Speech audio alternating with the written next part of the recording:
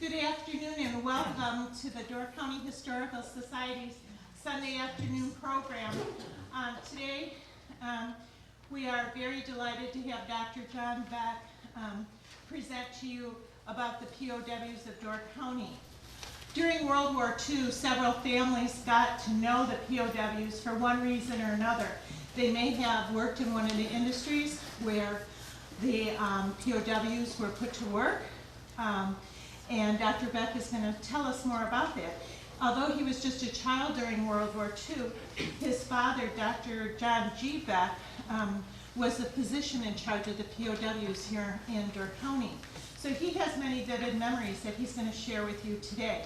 He is a retired physician here in Door County and had practiced here for over 40 years. So join me in welcoming Dr. John Beck. Thank you. Okay, well, thank you for coming. And when she mentioned that I have some vivid memories, I was 7. But I know that there are some of you here that actually have memories from that time. And so we may ask you to share some of those if we have time later on. We will take a break partway through, and we will try to leave plenty of time for questions. Can everybody in back hear me okay with the microphone? Okay. I'd like to start by just giving a little background because, times were so different then. Well, let's go back a couple of years before the PWs came to Door County. When I was in when I was in kindergarten and first grade, the movies were, all about the war, and we had rationing of butter and sugar and gasoline and meat.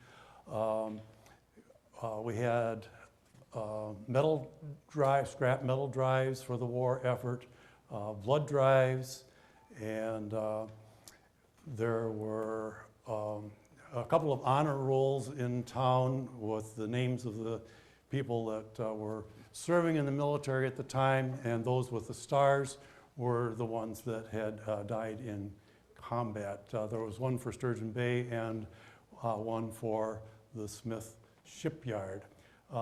Speaking of shipyard, our shipyards were in full force, part of the war effort.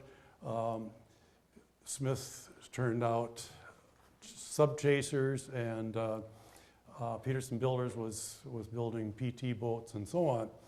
And the two major industries in Door County in those days were the cherry industry and shipbuilding. So a little bit different from today. People planted victory gardens and so on. So with that background,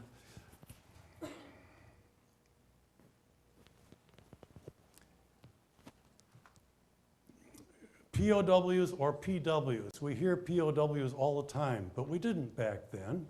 And in fact, if you look at stories in the Door County Advocate leading back to the Ward years, they always referred to them as PWs. And that's, I guess, in part because that's what was on their uniforms.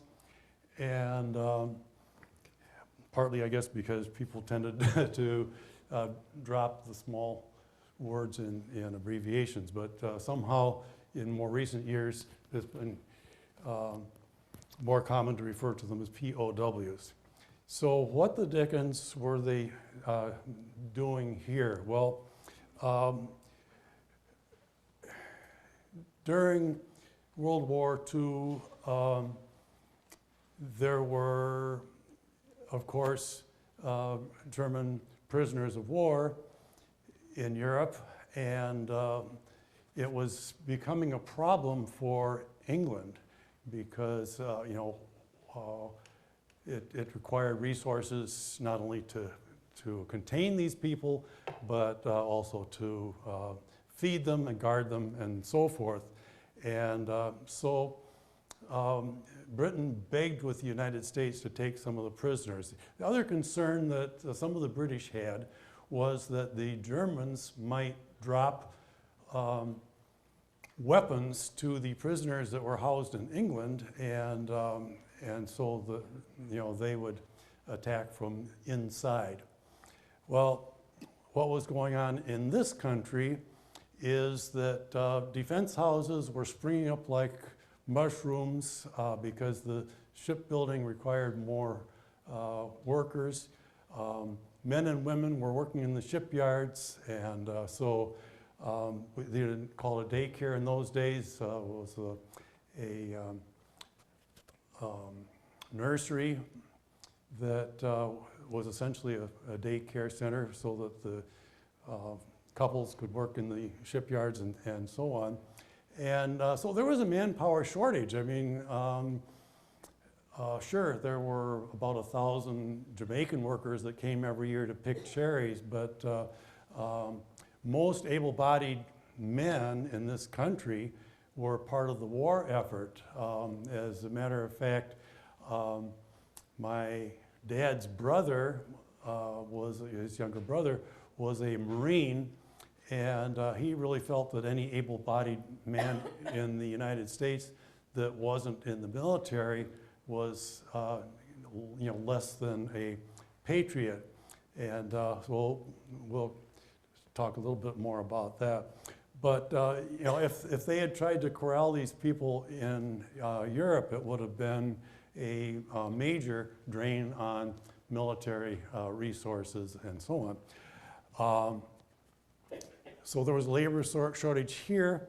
And one advantage, although it's probably not one of the main reasons that it was done, was that the prisoners that were here were paid, except that the pay went to the government. So if, let's say, if a cherry grower or a packing plant hired German POWs, then they were paid usually like 40 cents an hour, but that money went to Uncle Sam, and the prisoners got their script that was good for, okay, this says 45 cents an hour, but a lot of times it was 40 cents an hour. Anyway,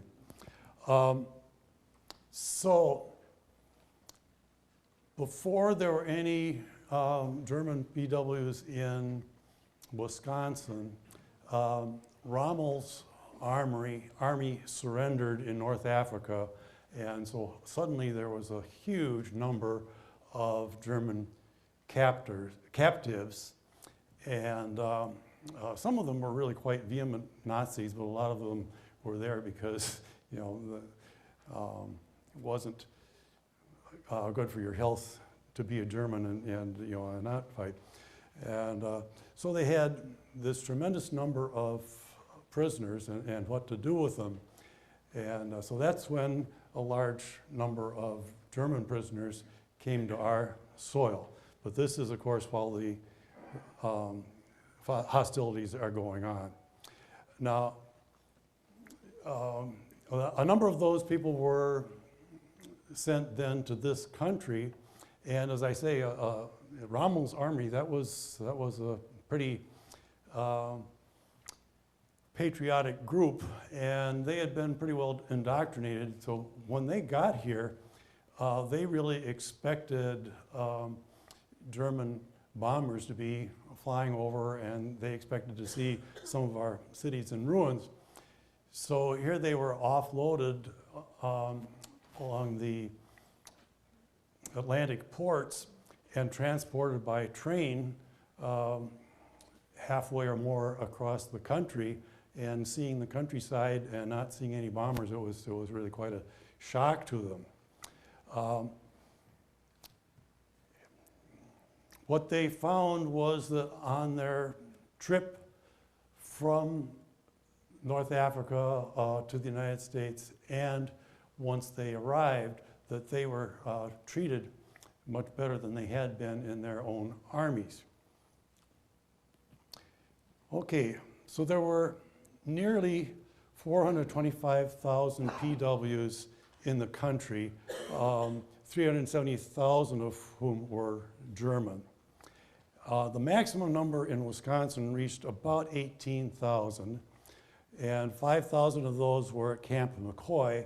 The 13,000 others were in camps around the state, including 2,140 in Door County, and those were, the commandant was actually in Illinois that was responsible for these camps that were scattered around Wisconsin. And most of them were in agricultural communities, not all, but most of them were in agricultural communities where their able bodies could be used in the agriculture. At Camp McCoy, about 5,000 were German. There were about 3,500 Japanese, and we're not going to talk very much about the Japanese, except to say that the Japanese prisoners were an entirely different kettle of fish. Now, we'll talk a little bit about some of the vehement Nazis, but the Japanese really felt like they were traitors to have even allowed themselves to be captured, and they never really settled in being comfortable as prisoners of war in this country. And as a matter of fact, there were suicides both before they were captured and when they were transported, and even when they were expatriated, there were some that couldn't bear to face their homeland and their families as having been captured and actually committed suicide. But so the Japanese were not sent to other camps. They were heavily guarded at Camp McCoy, and in Door County, all of the prisoners of war that were here were German. So across the country, there were 175 branch camps, 38 in Wisconsin, and 511 area camps. Every state in the continental United States, except for 4, had housed German prisoners of war after the war. Now, some of the camps were segregation camps, and how that worked was that I should back up a little bit and say that the United States, the military, the government and so forth, were not really well equipped to handle this even concept, much less the logistics and so on of dealing with all of these prisoners. It hadn't really been anticipated, and so there were legal challenges and political challenges and logistic challenges and so on. But one of the things that they did early on with the German prisoners especially was to identify those that were vehement Nazis that were very, very strongly anti-United States and very committed to the Nazi idealism and so forth. And so those needed to be isolated. In fact, where they were not adequately isolated early on, there were actually some murders that took place where a German prisoner who was not in line with the Nazis in their particular camp, that they sometimes woke up dead. So the segregation camps were intended to keep the troublemakers apart from the other prisoners, and so none of the troublemakers came to Door County. Now, I don't know how many of you remember the Anapian Western Railroad, and more of you would remember the railroad bridge.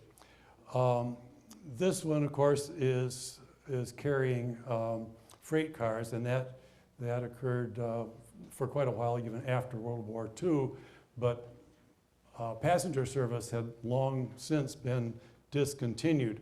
There again, there's the railroad bridge, and it was a swing bridge. It wasn't lined up perfectly with the highway bridge, which was a problem for some of the longer ships. But that's the way the train got across the bay. So here we have American Army guards awaiting the arrival of some of the prisoners of war, about 500 of them that came by train. There had been maybe 40 some that had come earlier on, but this was the first large group. It was about 500 of them that came in 20 cars. And what you may notice here, now here they've disembarked from the cars, and what you'll notice is that they were not loaded into box cars or cattle cars. They actually came in coaches. Now, I can't verify this, but I suspect, if I can find a tiny little button here. Oops, no wonder I couldn't find it. Okay, I suspect that that's my dad. I do remember that train coming to town. What I haven't been able to find in any of my searches is a picture of the kind of trucks with machine guns mounted on them. I talked to other people that have some recollections from those days, and they confirmed that they remember such trucks, but I never, even looking through databases of military trucks, I couldn't find one. But there were some when that train load came, and then later 1,125 more came by various means, by trucks and so forth, and they came from various areas. Now, some of them had come from other crops. Some of them had already been doing agricultural work elsewhere, and when they were done there, they came to Door County, because Door County was really one of the places that was begging for labor. Not just in the cherry orchards and apple orchards, but also in the packing plants and a few other places. So here are some of the prisoners of war lining up to get registered. And does anybody notice a fence?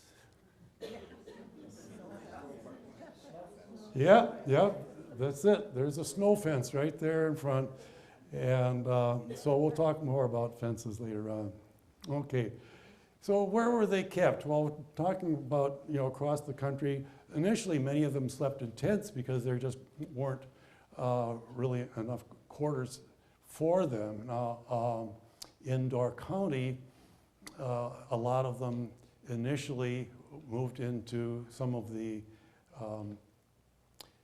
cherry orchard barracks and so on, and then those initial ones went ahead and built the additional quarters that were necessary. At Camp McCoy, for example, they had essentially a tent city to begin with, and the POWs had to build a number of structures. And while they were doing that, their guards lived the same way they did. If the prisoners were in tents, then their guards were in tents. And we'll talk more about that later on. The prisoners, as I say, built their own housing, and they also built housing for the guards. Now you can see that this is not high-class construction going on here, because they knew from the very beginning the war was over, and so they knew that they were building temporary structures. So where were they? Well, they were 500 of them were at the county fairgrounds, 350 at Martin Orchards, 250 at Reynolds Orchards, 300 at Mike Miller's, 200 at Goldman's, and then 250 at Camp Whitty, and 290 at Friedman Orchard. Those were up north. So how were they fed? Well, we'll talk more about the Geneva Convention, but essentially what was required was that they be fed essentially the same as our military. And so initially that was the case. As that became more expensive and more logistically challenging, but also because some of the civilian population thought that the prisoners were being coddled and objected to that. Some of the politicians did as well. What was decided was, well, what the Geneva Convention really says is that they need to get the same nutrition that the military does. And so they did change the diet somewhat in terms of using the lower cuts of meat, lower grades cuts of meat and so forth for the prisoners. I will say though that across the country there were some of the prisoners that objected because they weren't getting some of the tastes that they were familiar with, and the military did make some compensation for that. It tried to accommodate them to a certain extent in terms of making the food a little bit more to their liking. And as I say, the prisoners did their own cooking. So here's a sample menu. Not a bad breakfast. Margarine, yeah. Butter was rationed in those days, and actually many families couldn't get a hold of butter, and so margarine became in widespread use during World War II. And you see the hash was made with beef hearts. It wasn't made with chuck or round or whatever. And this is just one example, of course. Very little cheese. That was, the cheese was in very short supply, and that was one thing that was really pretty skimpy, but it was for our guards as well. Now, in the fields, they would take 3 sandwiches with them, and then they would have their dinner at night instead of this format of having their dinner at noon. So that applied to a lot of the agricultural workers in this area. And the sandwich might consist of dark bread spread with lard. And that sounds pretty atrocious, but we used lard for some things during those years as well. And in fact, one of my dad's dinners during World War II was what we called sop, and that was to fry a little bit of bacon and then soak up the bacon grease with bread, and that was in place of meat. So here are some of the prisoners that are doing the meal preparation, and one of the guards looking on, and you can see that he's carrying a sidearm and a submachine gun with him.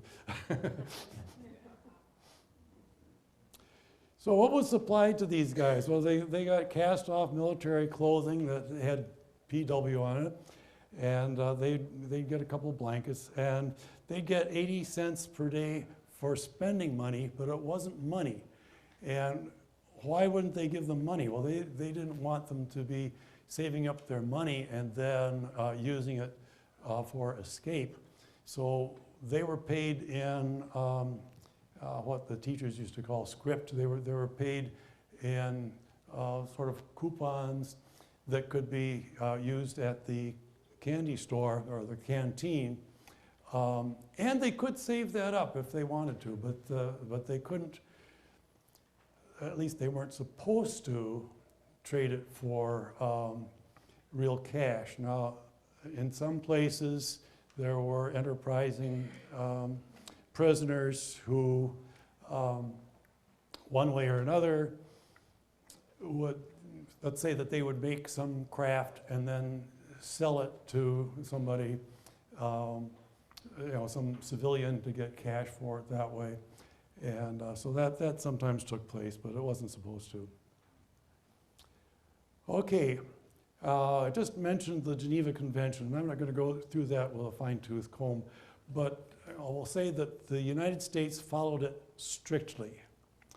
And partly it was a matter of, let's say, altruism. It was, pride in being the United States of America. Part of it was that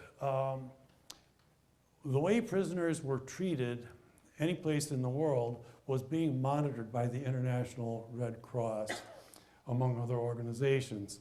And the Americans didn't want the Germans to have an excuse to maltreat our prisoners, the prisoners in their country that they had captured, American Army personnel. And so it was felt that if we adhered strictly, then we could expect other countries to adhere as well.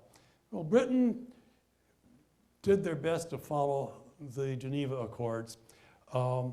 There were some cases where they needed to, just for security purposes, for a temporary measure, they needed to secure the ankles and wrists of some of their prisoners, but that was, that, as I say, was out of necessity and was temporary and fairly early on.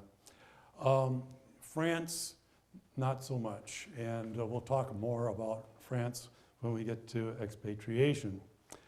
So it was monitored by the International Red Cross, and of course, our press, kept the population abreast of what was being reported by the International Red Cross. Excuse me. So some examples of the conditions, as I mentioned, were about equal to those of our military, and that had to do with housing and food primarily. They couldn't be forced to work without pay. And I'll mention that a little bit more. They could not work in direct support of the war effort. So, if there were some shipbuilders among the German POWs, we couldn't put them to work in the shipyards. The work could be neither dangerous nor demeaning, and officers had special privileges. Officers could not be required to work. This was one of their many privileges. In many of the camps, the officers actually took charge of their men. That wasn't so much the case here, but in some of the large camps where you had a number of German officers, then they had, of course, the rules that the prisoners had to follow, but their officers took charge of them. So those were some of the issues. So what were they doing here? Well, primarily they were doing agricultural work, and mostly in the cherry orchards. Now, there were some of them that harvested potatoes, and you'll remember that Roeder Farms, I don't remember when they started, but there used to be a lot of potatoes grown in this area and also up on Washington Island. But so potatoes, and then there were some that stayed for the apple harvest, and some worked in cherry packing plants, a few other places where they worked, okay? So here they are grubbing in a cherry orchard, and grubbing was the term that was used for hand cultivating around trees that couldn't be done with the mechanical cultivation. So here's a prisoner that's grubbing, and he's being guarded by one of the military guards. And here they are picking stones. Probably a few of you that are familiar with picking stones, and so that was kind of a good thing to put them to work for. And so here again they're picking stones, and you can see that there's a guard there with his rifle. Okay, as far as leisure time is concerned, in many areas, particularly starting earlier on where the prisoners were staying for longer periods of time, there would be, the YMCA would provide games, and sometimes the YMCA or a local school would provide musical instruments, and they would also supply some,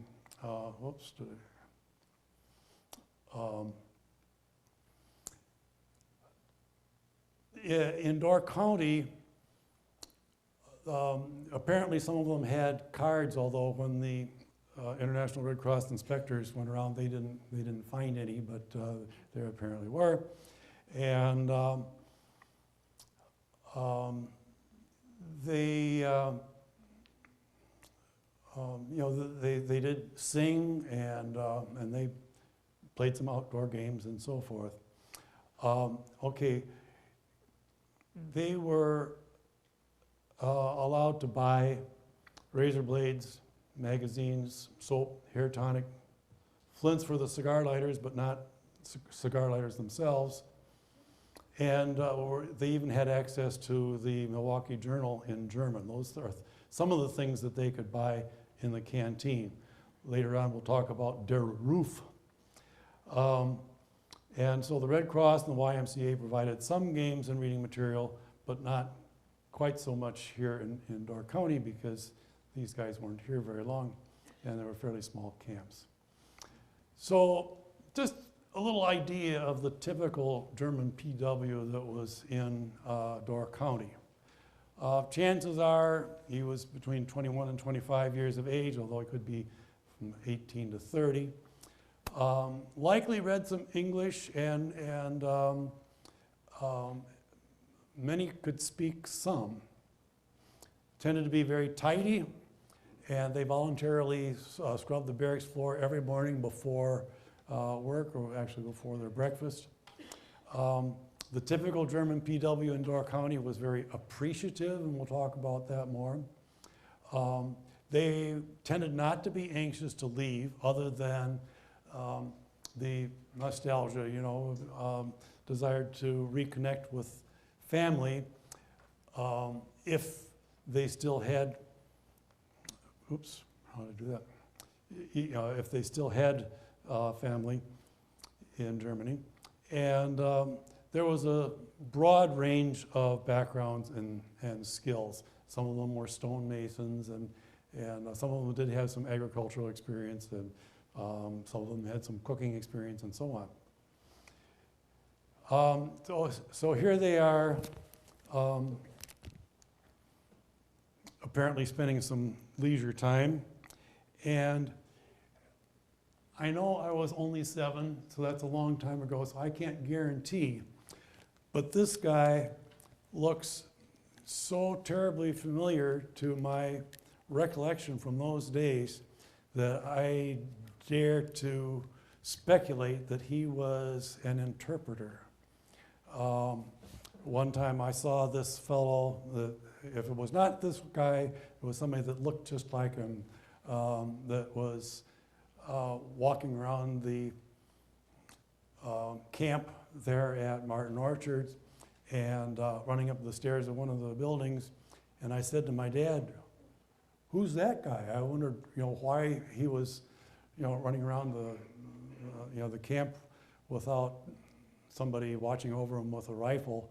And he said, "Oh, he's an interpreter." Like, well, that explains it. He wouldn't be trying to escape or anything. Okay, what did they get from home? Well, when the German POWs first came to this country, some of their families would try to send them goodies. And pretty soon, the Germans were writing back and saying, please don't do this. You need it more than we do. We're being well fed, we're being well taken care of. And so please don't send us anything. And so that speaks a little bit towards the difference between life here as a PW and life back in Germany at that time. Of course, often they would get bad news about the homeland and family and friends. Okay, so how was the reaction of the labor community to all these laborers coming into the country, and specifically into Wisconsin, and more specifically into Door County? Well, in Door County it wasn't as much of a problem because they came primarily for agricultural work, but not all.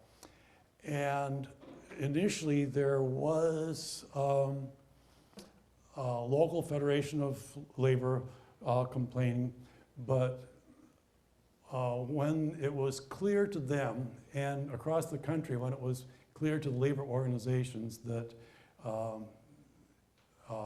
German PWs would only be used where they were not taking the job from some able-bodied American that was willing to do that work, then those fears were addressed. I mentioned that the unruly and troublesome Nazis were screened out before arriving at Camp Sturgeon Bay. There were very few discipline problems. Early on, there was one work slowdown, and so the policy of no work, no food was put in place, and that was the end of the work stoppage. The productivity of cherry picking went up from 12 pails a day to 20 pails a day per worker average. Mentioned that the officers were not required by the Geneva Convention to work, but many did. As far as discipline is concerned, they could be tried for crimes.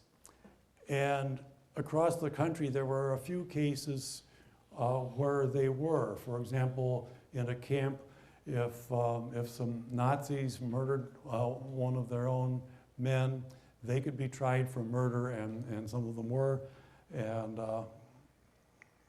they were punished for it. But that was certainly not a problem with any of the PWs here in Door County. There was a small number of guards. It turned out to be about 1 in 50 by the time things were really going. You mentioned, we mentioned the snow fence. Now, there were some high cyclone fences around the quarters at Martin Orchard, for example, but in many cases there was just a snow fence or some marker to show where they were supposed to be and where they weren't supposed to be, and pretty much they adhered to that. Okay, what's this bottom one here? This refers to one example in Door County, but there were other examples elsewhere where one of the guards was the last to get onto a truck, and so he handed his rifle to one of the PWs to hold it while he got onto the back of the truck. And there was an example elsewhere where a guard had left his rifle at the end of a row, and so he sent one of the PWs to go get his rifle for him. So what about escape from Camp Sturgeon Bay? And Camp Sturgeon Bay was not only Martin Orchard and these other large, but the various farms where they worked, except that they came back to Martin Orchard or Reynolds or the fairgrounds or whatever at night. There were a few escape attempts. Most cases, they just wanted to get out and look around, maybe meet some girls, maybe see Lake Michigan. There were a couple of them that decided that they'd go for a swim in Lake Michigan and decided that it was really a little bit too cold to do much swimming. And in most cases, they were able to sneak back in without being detected. Of course, there were a few cases where escapees were apprehended, but generally that was not a problem. There weren't any that actually escaped for good from Camp Sturgeon Bay. Okay, countrywide. Now this is not the same time period because this is back this is like a year earlier, but it's a comparison that puts the escape problem into perspective. The average PW camp population was about 15,000 and a half, and the escape rate was 36,000, whereas the average federal prison population, the escape rate was 0.0044. So you have the federal prisons, that have walls and machine guns and so on and so forth, and their escape rate was higher than in the POW camps around the country, at least during that time period, okay, when they have the data. Now, I mentioned that the PWs appreciated the care that they received in Door County and elsewhere. For one thing, looking at Wisconsin, a lot of German-speaking people in Wisconsin back in the 1940s. Certainly a lot of people of German descent. And so there was grounds for communication in those cases where where they had access, and in some cases now that would be mostly with the families of the orchards or farms or wherever where they worked. But if they were kindly cared for, sometimes they were given handcrafted gifts. I gave a somewhat similar program once before, and people, there was somebody there that said, yeah, you say that that they were appreciative and that they were treated better than they would have been at home and so forth, but what would they have said about it? Well, Door County families did get letters back from people, from prisoners, after they had been repatriated back to Germany, and they expressed a lot of appreciation. And this is a poor photo, but I took it directly from this book, which I'll talk about. And so it's just a snapshot of one of the images in that book. And likewise here, and the credit is given at the bottom of each of those pictures. So these are some of the crafts that were made by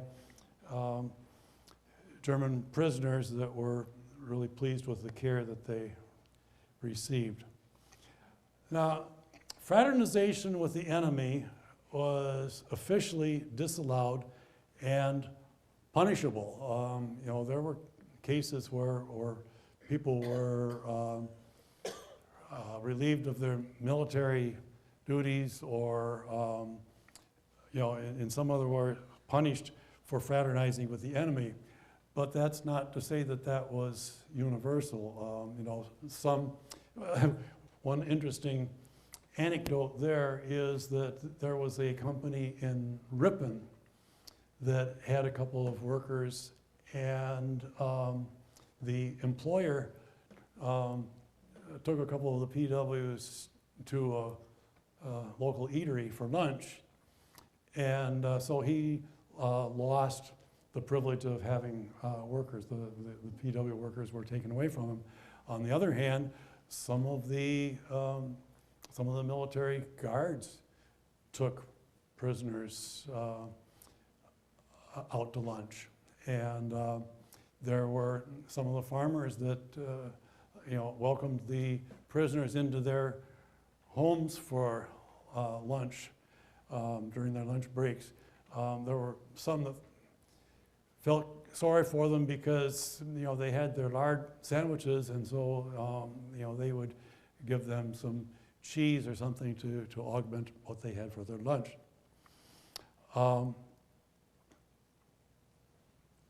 Okay, let me just briefly mention healthcare, and then we can give you a chance to stand up for a bit. So my dad, as I started to mention early on, his brother was a Marine, and so he didn't think too highly of the fact that my dad was staying here taking care of patients when he might have been signing up for the Army or the Marines or whatever. That was really not my dad's decision. It was part of the war effort that was determined that Dr. Dorchester and my dad were both more needed here because of the war effort with regard to building ships and so forth than they would have been in the military.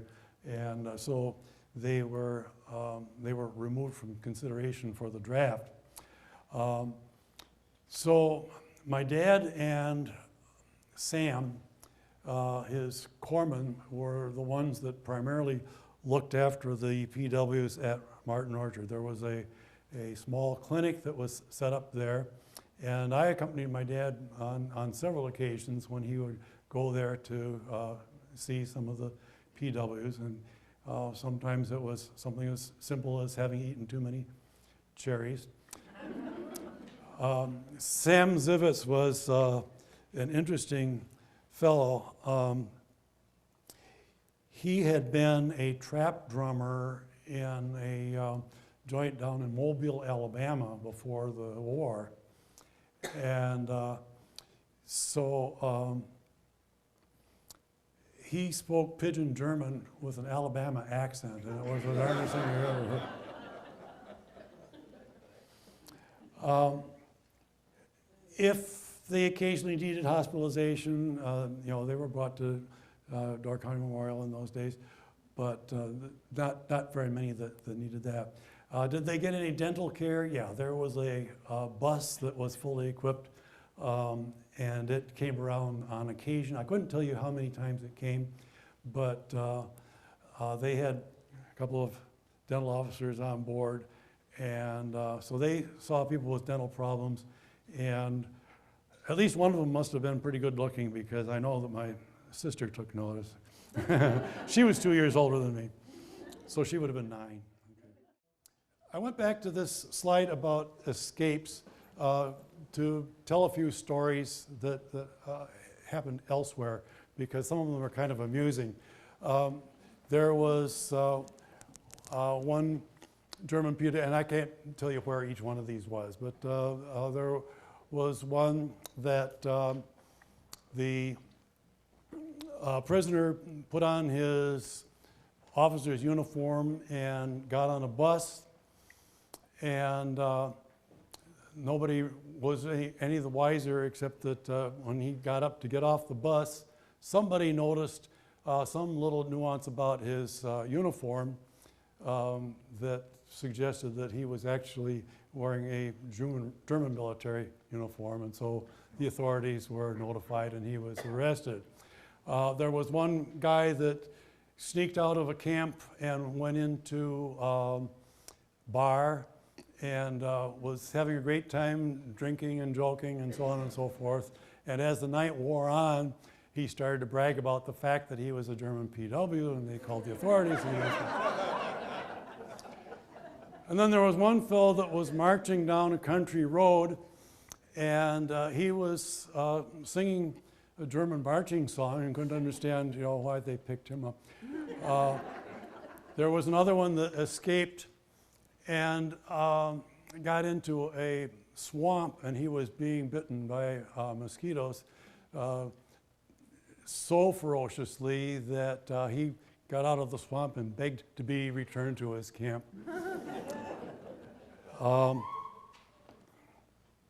There was, is that part of our, I hope nobody's hurting. Okay, there was one interesting situation where an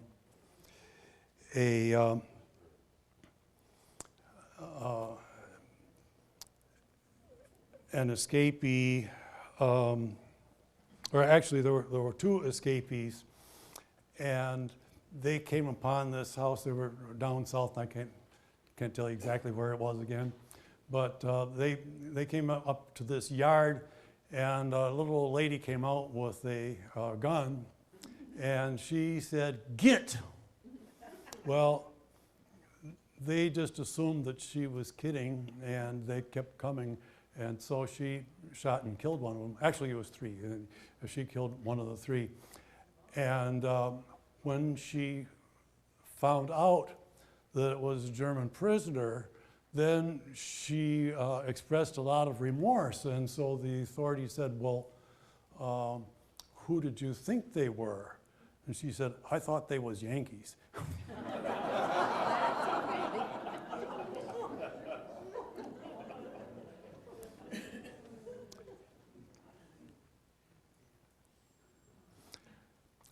Okay. One time one of the early times that we were at the camp, my dad asked one of the non-commissioned officers, you know, he said, "Hey, how about taking the kid for a ride in the Jeep?" And so he put me in this Jeep. This is of course not a picture of that Jeep, but it was a Jeep like this one. And so he took off over some rock piles and through the cherry orchards and up and down over ditches and so on and so forth. And when he got back, of course there were no helmets or seat belts in those days, you know. When he got back, my dad, in his inimitable form, said, "I wanted you to take him for a ride. I didn't want you to sell him the damn thing."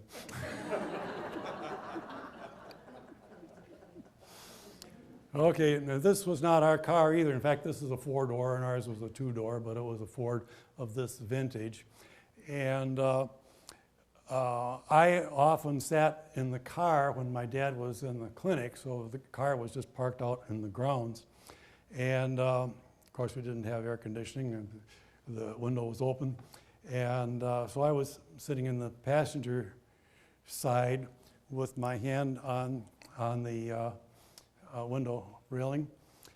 And one of the German prisoners came up and put his hand on my hand and mumbled something to me and smiled and then walked away. Well, I really had no reason to feel any consternation about that at all, but I suspect, although I didn't speak German at the time, I suspect that I reminded him of somebody from back home. Okay, what about survival in the prison camps? Now this includes non-German prisoners, and this is across the country. 477 deaths nationwide, 265 by natural causes, 43 in traffic accidents, 17 by drowning. 14 German POWs in the United States were hanged for murders in the camps. And that's what I was talking about before. It was hazardous to your health to be a non-Nazi in a Nazi camp. 56 were shot for attempted escape. Now, the military went way out of their way to try to avoid that situation. There was one unfortunate situation where the prisoners were playing soccer, and there was a line beyond which they were not supposed to go, and So when the ball would go outside that line, you know, they were not supposed to go after it. And there was one prisoner that kept, you know, continued that infraction. And he had a warning from the guard. So the guard, the prisoner, sort of like thumbing his nose at the guard, purposely threw the ball outside the line and then went after it, and he was shot in the head. But there were, and that was not Door County, but there were very few occurrences like that across the country. When you figured the number, you know, that were here, really amazing. Suicides, there were 6 at Camp McCoy and 72 nationwide, but there again, this refers to the Germans and not the Japanese, because the Japanese were not pleased with themselves that they had been captured. I believe that this book says that there were no suicides in Door County, and when I read that, and when I heard her talk, as a matter of fact, I thought, gee whiz, I'm sure that I remember that there was a suicide. You know, one of the guys had thrown himself in front of a truck. And so I looked it up, and sure enough, there was one. This fellow was very despondent. Apparently things had not gone well at home, and he had a number of issues, and he had expressed negative thoughts, and he threw himself in front of a truck and was killed, but otherwise there were none in Door County. Okay, of course, with anything like this, there are going to be legends, and a legend, of course, may or may not be true, or may be partially true, or whatever. But this one was really kind of a lot of fun, because when I was preparing for a talk on this topic before, I mentioned to one of the ladies that works at Pick and Save that I was going to be giving this topic, and she said, oh, well, you know, that stone wall, she was trying to, you know, describe to me where it was, that, you know, that was built by the German POWs. And so I tried to get more information on that, and this wall on the right, a couple of views of it, that wall is in the alley that runs between Kentucky and Jefferson, and between 6th and 7th. And it goes almost the full length of the alley. The property on Jefferson is not included. But that's a long fence, and the story was that that was built by German prisoners of war that befriended and worked for Johnny T-Nail's father. And the house there on the left, the legend further goes that while the prisoners of war who had been stonemasons in their country were building that fireplace and chimney, that they started laughing, and it turned out that what they were laughing about was that they had buried a whiskey bottle in the masonry. Now, Johnny T-Nail is one that should know the answers, and he tells me that, oh no, that would have been illegal. But he, he's quick to point out that his father did, on occasion, bring bring POWs to their house for lunch, and apparently the commandant had gotten on his case about that, and he continued to do it anyway. So I'll take license and just prefer to believe that the legend is true. But if you've never seen that fence, it's pretty impressive, and you may want to just take a look at it sometime. Okay, before I go to repatriation,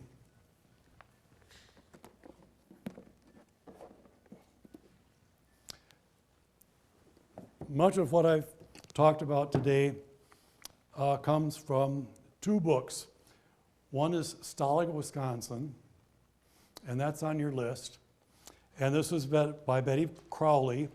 And this one actually is inscribed by her to me after she gave a presentation at this very site. So this was very helpful, and there were some things that I found out since then that either corroborated or maybe fine-tuned some of the things that she tells us. But she concentrated on Wisconsin, whereas this reference, which is also on your list, Nazi Prisoners of War in America, is, you might say TMI, too much information. It has to do a lot with the prisoners throughout the period, and not just the Germans by any means. And it goes into a lot of the politics and military decisions and so on. So people that are interested in that kind of detail, I strongly recommend this book. Okay, repatriation. I mentioned that they were paid in script, and some of them actually saved up quite a bit in these trust savings accounts. And when they were repatriated, they were paid with a government check. Again, they didn't want them to get cash right off the bat, but the government check could be cash when they were repatriated. Some of them actually had personal belongings that had been stored and were returned to them on repatriation. They were provided with military uniforms that were dyed black, and the PWs were not there. And all of them were gone by June 30th of 46, except for 141 Germans, 20 Italians, and 1 Japanese who were still serving sentences in U.S. penal institutions.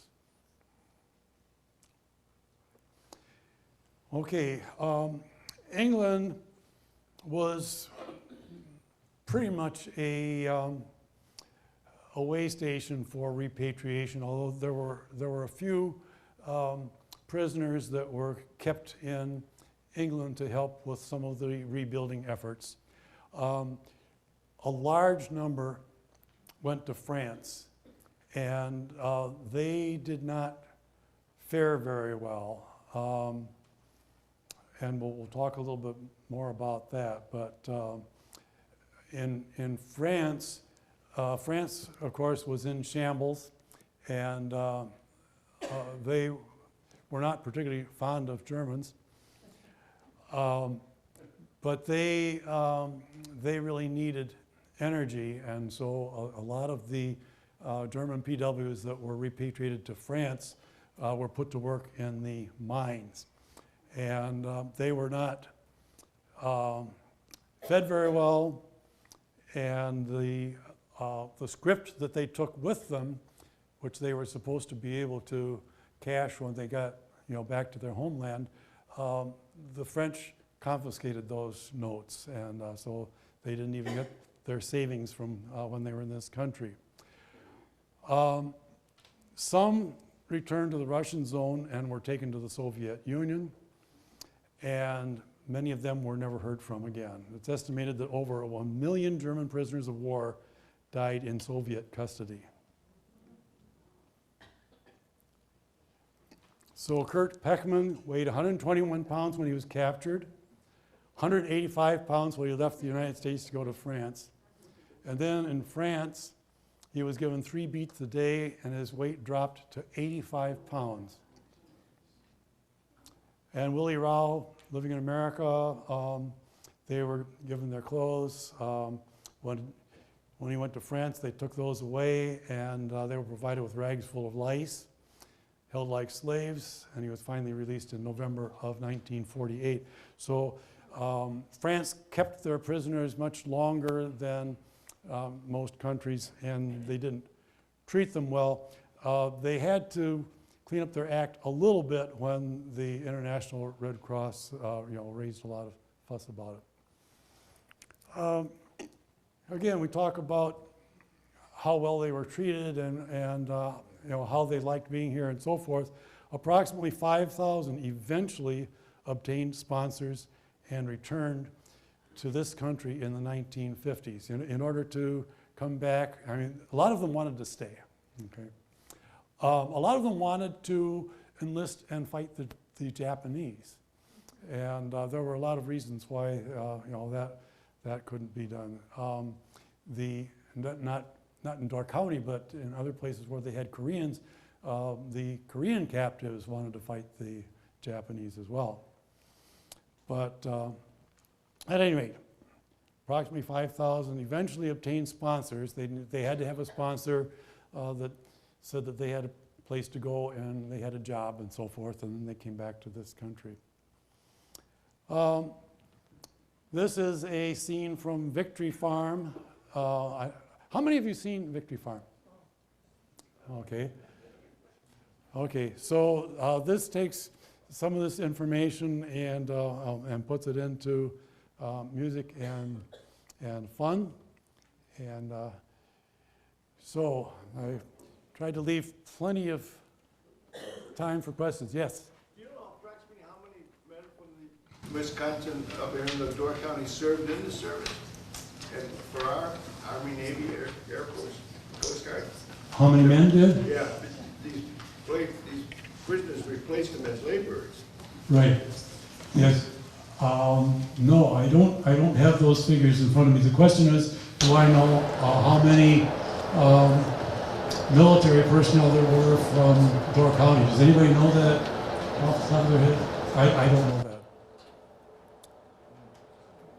Yes. What were the ranks, what percentage of officers that were here, who might have had the highest rank? I don't have that information. There were some officers in Door County, but certainly there wasn't an officer for each camp. That is, each orchard that they went to. And one thing that somebody mentioned to me earlier was that, they had an orchard and German POWs worked there. Sure, the camps that we're talking about are, some of the major places where they worked out of, but yes, there were small work details that went to some of the smaller orchards and not just the ones that were listed there. And where did Coggan go? Is Coggan, tell us about German POWs on our soil. Well, first of all, just tell us about, you said that there were POWs here. When Mrs. Crawley was here, we had a lot of people from the community come out to talk to us. This one, we had a family history day, and it was Door County orchards. And we discovered that there were POWs, right here at Crossroads picking fruit. So they have been on our soil. Sure. Okay, would you go ahead and read a couple of stories for us? All right, this is from Faye Sequist Erickson. My dad was a farmer fruit grower. It was the summer of '44. Because of the war, it was difficult to get pickers to harvest the cherry crop. But this summer, war prisoners from Germany were going to be available. I was a teenager and worked in a shed where pails of picked cherries were brought. As I recall, the men were in good spirits, but there was one man who seemed much older than the rest. He was dressed in his army uniform, and he goose-stepped through the orchard with a defiant look on his face. At lunchtime, the men were brought into our backyard to eat. Several guards stood around keeping watch. I remember having a rather fearful but sad feeling for these men, knowing they had families and being far from their homes. Later in the fall of that same year, my dad was working in a field on our farm when out in the woods a young man came walking. Dad went out to meet him and found him to be one of the war prisoners from the nearby camp.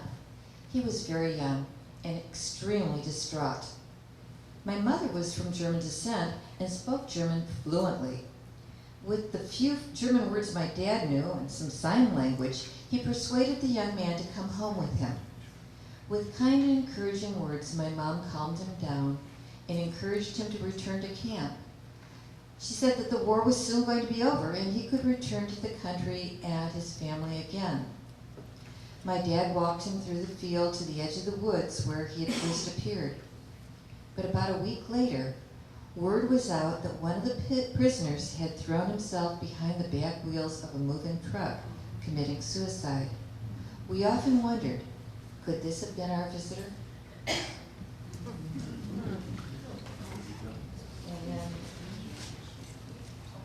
it Barrett? Ruth Barrett? There, yes. Barrett. This one is from Ruth Barrett. It was August 1945, and World War II was drawing to a close. The Germans had surrendered in May, and the Japanese were about to do so. I had turned 14 that summer, and with my parents, younger brother and sister, was spending our usual 3 weeks in Door County, Wisconsin. This was a working vacation. My grandmother owned an orchard, and every summer my dad and uncle supervised the cherry harvest. Grandma, mother, and my aunt operated the crating shed where the pickers brought the pails full of cherries, and we kids made a pretense of helping. No local pickers were available that year. All the young men were in the military service, and all other able-bodied men and women worked in the Sturgeon Bay shipyards. Therefore, the government was bringing in German prisoners of war who were being held until after the German surrender. Patriotic fervor was high. With no televisions, we went to the movies 2 or 3 times a week. Most of the films were about the bravery of our troops overseas and the diabolical Nazis and Japs who were killing and torturing them. It was scary to think that these ruthless soldiers would soon be in our midst. We stood in the farmyard on a high hill to watch a long khaki-painted train roll by slowly. The prisoners were to be housed at the county fairgrounds and taken every day to the farms and orchards where they would work.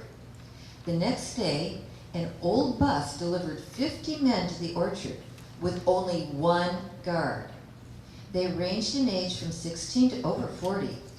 All were dressed in shabby old clothes, and they looked like many of the men and boys I'd seen all my life. Of course, a few of them spoke English, but my aunt knew some German and would often translate what she heard them saying to each other. Things like how my 5-year-old brother reminded them of their sons at home, and how much they missed their families. One time, as she listened to 2 16-year-olds, they were pretending to be back in their own city and planning how they would invite me to go with them to a park where they'd rent a boat and go rowing in the lake. One cheerful fellow who did speak English told us, "I'd like to be a band leader like Harry James." When my dad asked why, he said, "Because he's married to Betty Grable, the pinup girl." I was only 14, but suddenly that summer, war seemed to me to be a very foolish waste. All of these ordinary men yearning only to be back in Germany, and all of our ordinary men all over the world were longing for their homes and families. All my life, I've heard talk of the war to end all wars and peace in our times. Still, I dream of peace in our world and for all the brave men and women whose greatest wish was just to live ordinary, peaceful lives. Thank you, Carter. Is this one? Okay. When they returned to POWs, why did they send, just because they couldn't all go to Germany, why did they send them to France if they were Germans? Well, because that had to do with the treaties at the end of the war. You know. Dale, do you want to tell your story? You want to come down? You want to come down and tell your story about meeting a guy? Yeah. Sure. You want to come down and tell your story?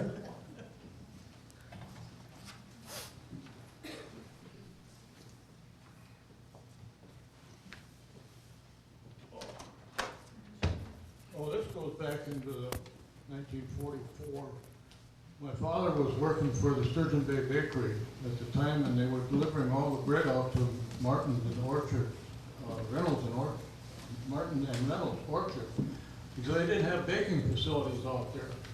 And so I'd go along with them during the summer and on Saturdays and that, and as soon as he'd start backing the truck up to the loading gate, this one German prisoner, I'd say young in 20s, maybe early 20s, he'd come out and he'd open those doors and he'd start hauling stuff in right away. Wouldn't even ask them, wasn't told to do it. And he'd do this every day. And finally my dad would give him a cigar once in a while, you know, and we'd kind of talk. He knew a little English. And of course after the war, well, he went back to Germany and that was it. So in 1953, after I got out of Korea, they sent me to Germany.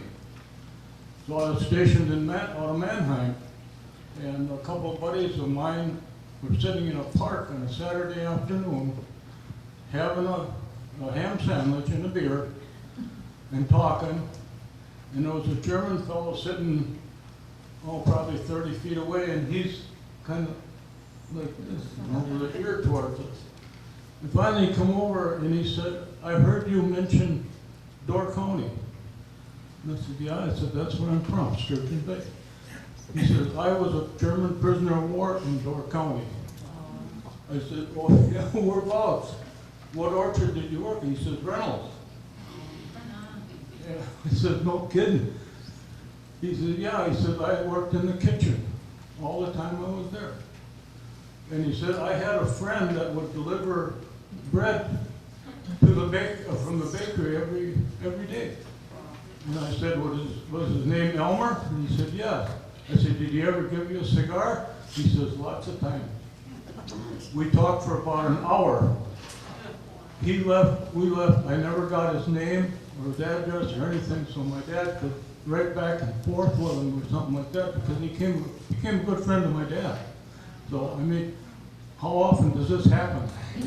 But I guess when you're from Door County, no matter where you go, somebody has done that.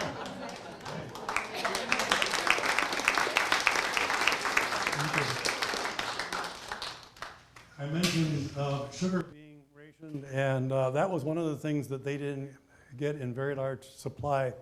And yet, I said that the German POWs did their own cooking, and one of the things that they did was to set aside some of their sugar, and then occasionally they would make a special cake or torte or something for the family that they worked for. So, there were just a lot of ways in which appreciation was shown back and forth.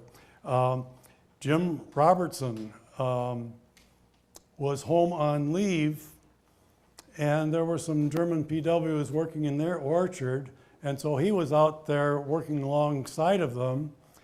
And when his leave was over, he came back out in his uniform, and it really shocked the POWs because they just thought of him as a hired farm boy and didn't realize that they were working alongside an American soldier. A lot of the potential animosity towards the German POWs had to do with not only the fact that their services were needed here and that they weren't a threat, but I think that it was recognized by a lot of people that they didn't really want to be a part of the war effort either. And so there were some families that had lost a loved one in the war, and presumably lost a family member to German hostilities. And so they were among those that were a little bit more reluctant to accept the German POWs. But as the letters mentioned, they were just pretty much like regular guys, and soon they were somewhat accepted on those terms. Okay, Any either questions or, yes? Of the PWs that were here, were any of them of high ranking in their German army? Or were they all just normal stuff? There were some, okay, the question is, of those that were here, were there any that were high-ranking officers? There were some officers here, and I couldn't tell you what their ranks were, but that was really not very significant here, like it was in some of the large camps where the officers actually had their hierarchy and they were sort of in charge of the behavior of the German PWs. The language difference was mentioned a couple of times, and it was amusing to some people that although many of the German PWs didn't speak English or didn't speak much English, that they sang Lily Marlene in English. Okay, other questions or stories? I know that a lot of you remember, yes? No, go ahead. Oh, I didn't mean to interrupt you. no, go ahead. No, I was just gonna say that I was surprised to see M.W. Miller up there, that they had 300, and then the other, Martin and Reynolds, only had 200 and something. I thought Miller's camp was smaller than Martin and Reynolds. My dad managed the camp at Miller's, and that's where I lived. And we used to stand on our porch and talk to the German prisoners behind the fence, right in our backyard. And my dad managed that camp for Mike Miller. But I was just surprised that, I thought that was a smaller camp, you know. I was surprised by those numbers also, but I thought Martin's and Reynolds were the larger camps. right, yeah, and as I say, Martin's was where the large number first came. Well, of course, Martin's had 50 more, but not a lot. Yeah. And so yeah, I was a little bit surprised by that as well. What she's mentioning is that she was surprised to see that Mike Miller's orchard only had, or excuse me, they had 300, whereas Reynolds only had 250, and Martin's didn't have that many more. But Martin's was really one of the main camps, even though the fairgrounds held more. But a lot of the, structure came out of Martin's. Yes. Are there any remnants of the camps still here? As far as I know, there are none. For many years, there were some remnants of the small. There were remnants of the barracks at Martin's and of the row of small houses. And as far as I know, those are all gone. Do you know something? There is one remnant that's being rebuilt right now. And a year ago, I don't know if any of you know Rusty Sealar. He has 3 or 4 military jeeps. He's got a half track, he's got a deuce and a half, he's got a command car. He's redone all these. He was talking to John Teenale one day. And John says, I think there's a jeep from World War II out in one of the old buildings. So Rusty says, can I go out and look at it? He says, yeah, let's go out there. Went out, here's that World War II Jeep sitting there with Martin Orchards on it and the United States Army posted on the side. Rusty bought it for him. He's redoing that Jeep right now. Okay. So in another couple of years, you'll see that in some of the parades. Okay, now somebody from up north can probably tell me whether it's at Camp Woody or Friedman Orchard, where all that's left is a silo where the farm was. And I guess that silo has been converted into something else, but one of the questions is up there. Yes.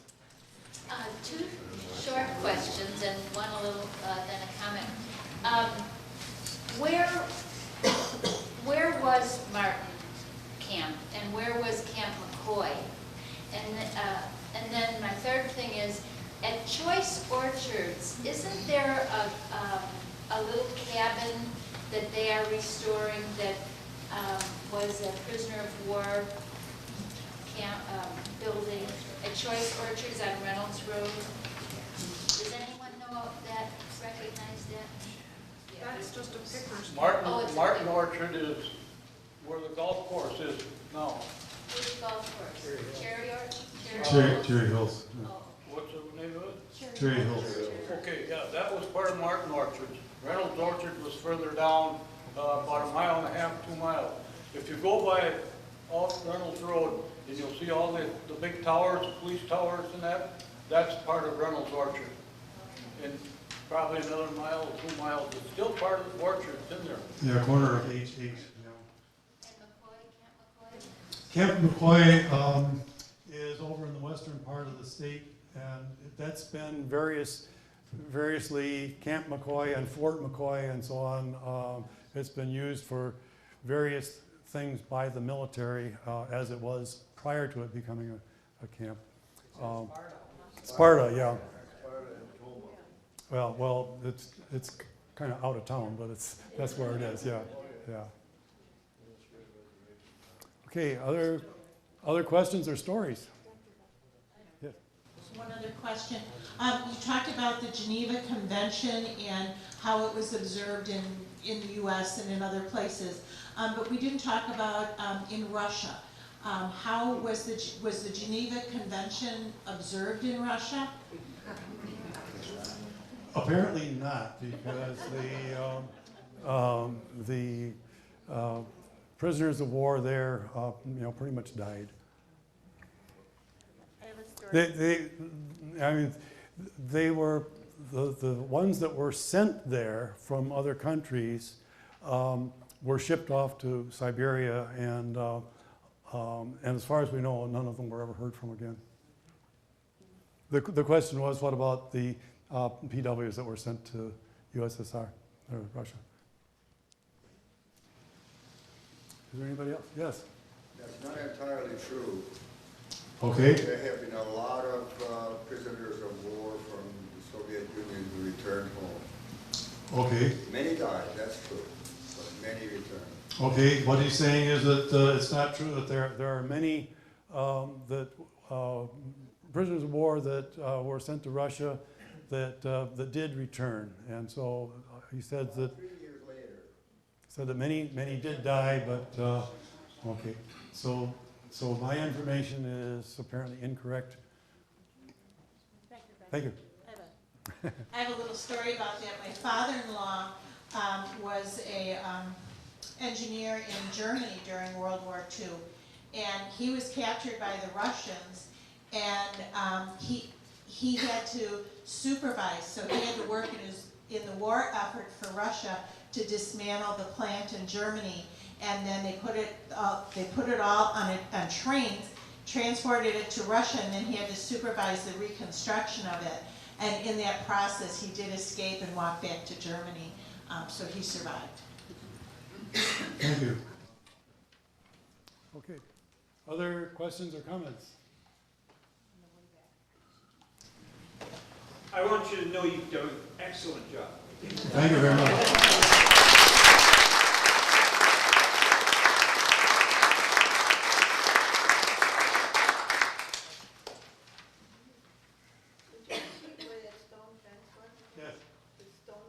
Yes.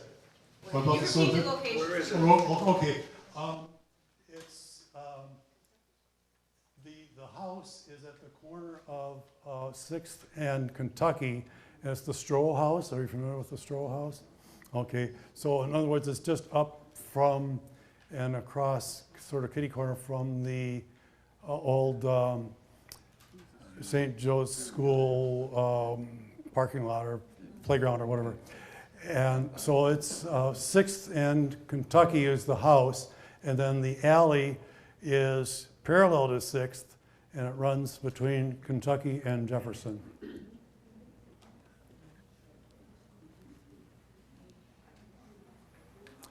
Okay, well, thank you very much for your attention.